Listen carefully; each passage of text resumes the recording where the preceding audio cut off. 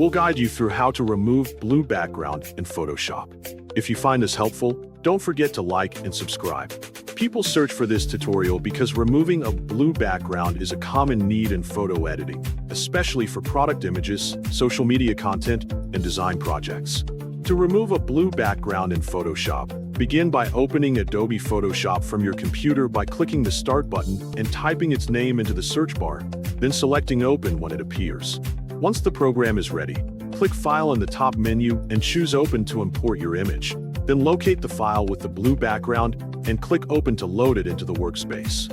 After the image appears, go to the Layers panel and make sure your image layer is selected.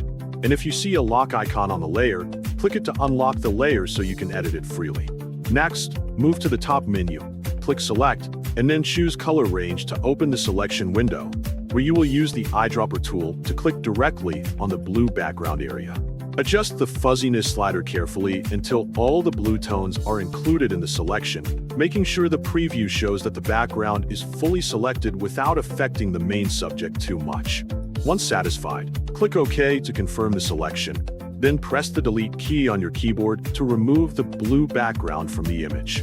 If the selection outline is still active, press Ctrl and D together to deselect it, and then use tools like the Eraser tool or the Select and Mask workspace to clean up any remaining edges or small leftover areas.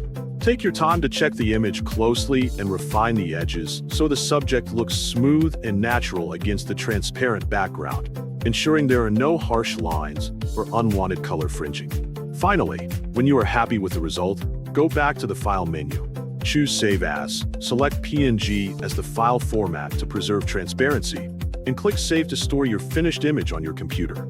This process ensures that the blue background is completely removed while keeping your subject clear and professional. And you can repeat the same method for other background colors by selecting the appropriate color range and adjusting the settings as needed for the best result.